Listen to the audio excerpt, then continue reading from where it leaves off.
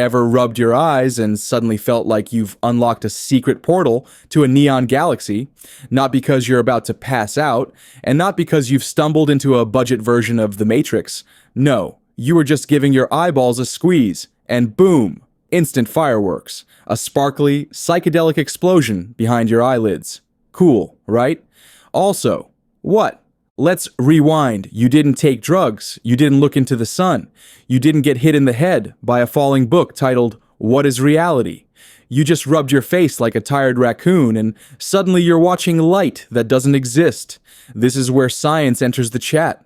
Those flashing lights, they're called phosphines. They're basically your eye's version of glitch art, visual signals that happen without light actually hitting your eyeballs. They're like ghost emojis sent straight to your brain, but they're not supernatural. They're mechanical.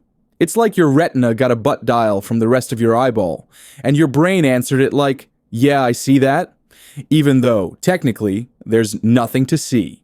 It's the equivalent of your body accidentally playing the trailer for a movie that doesn't exist. And the effects? Surprisingly elaborate. Some people see shimmering shapes, others get pulsing waves of light, or jagged flashes that look like the beginning of a Marvel intro. Your eye's pressure sensors are about as subtle as a toddler with a foghorn. They respond to any weirdness with a full theatrical performance. It's your neural network's way of making sense of pressure in the only language it knows, visuals. Phosphines don't care about logic or direction. They'll show up sideways, backwards, or like a blinking disco ball, all depending on how the retina is being poked or stretched. Think of them as short circuits that come with bonus sparkles. Here's the weird part. Your eye is kind of like a water balloon filled with fancy biological jelly. When you push on the front, pressure gets transferred through the aqueous humor, basically eye juice, to the lens. The lens, being pretty solid, doesn't soak that up. So that pressure gets pushed all the way to the back, into the jelly-like vitreous body that fills most of your eye. This jelly doesn't compress, it distributes. That pressure spreads out evenly, like stepping into a full bathtub and watching the water rise, and it presses against the retina.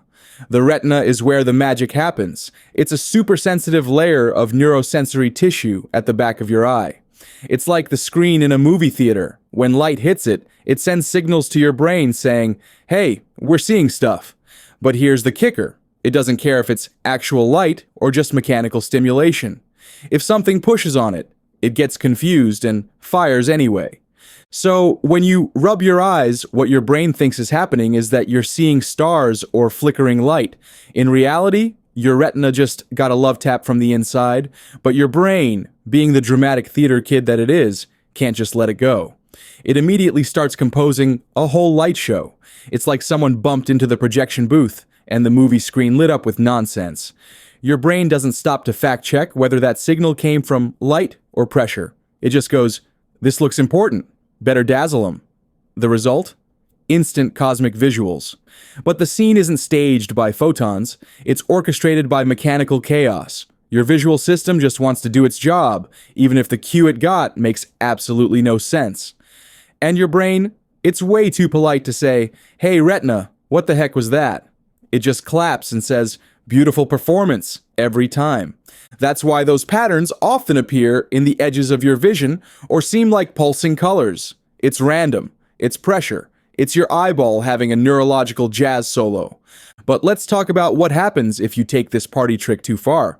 Turns out, if you're a chronic eye rubber, you're not just watching sparkles, you might be doing long-term damage. And no, this isn't some random scare tactic, this is science with consequences. Enter keratoconus. Imagine your cornea, normally smooth and round, starts bulging outward into a cone shape.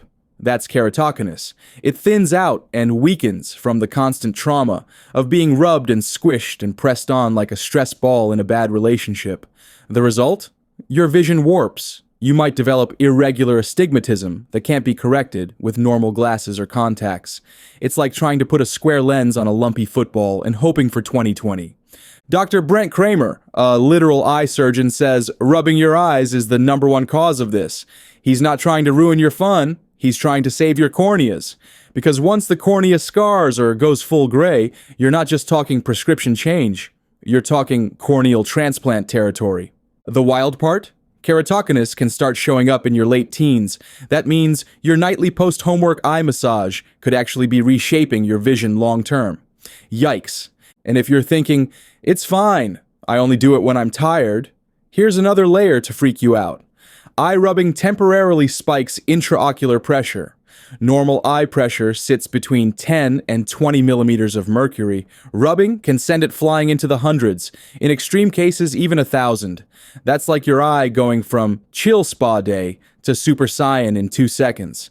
So what do you do if your eyes itch? Here's a professional tip straight from Dr. Kramer. Don't rub the eye itself. Instead, pinch the skin around it, squeeze the corner gently, or pull the eyelid down against your cheekbone. You get that relief without traumatizing your eyeballs. It's like scratching the frame of the painting instead of jabbing the canvas. Back to phosphines for a second. Those aren't the only weird visuals your eyes can conjure. Sometimes people report seeing geometric shapes, swirling spirals, even full-blown faces or animals. But no, it's not your third eye opening. It's just your neurons firing from an unorthodox stimulus. Because your retina isn't very picky, it's not asking why it's being stimulated. It's just going, light, and hoping your brain can figure the rest out. Even cooler? These flashes don't just happen when you rub your eyes. Astronauts have reported seeing phosphines in space. Because of cosmic rays, literal particles from space entering their skull and pinging their visual system. That's not terrifying at all. And let's not forget the classic getting hit in the head and seeing stars. That's also a form of phosphine. Trauma plus pressure, plus your brain not knowing what just happened, equals visual static. So here's what we know so far. Your eyes are complex, pressurized globes filled with fluid and jelly. When you mess with them physically, like rubbing them, your retina reacts, not with a complaint form, but with fireworks. But just because the effect is pretty doesn't mean it's harmless. If you've ever watched a toddler rub their eyes until they're red as tomatoes, now you know why you should gently intervene. Teach them safe habits now so they're not dealing with vision problems later. Also, maybe don't tell them their eyeballs are haunted, unless you want to be up at 3 a.m. explaining phosphines to a 5-year-old. Now let's get philosophical. Why does our brain bother interpreting pressure as light anyway? That seems like a weird failsafe. The answer might lie in evolution. Our visual system is primed to detect any activity in the retina, because usually that means light. And light means potential danger, food, or other important things. So the system is overly sensitive by design. It's better for survival to overreact than underreact. Your eyes are brilliant liars, delicate machines, and occasionally overenthusiastic interpreters of pressure.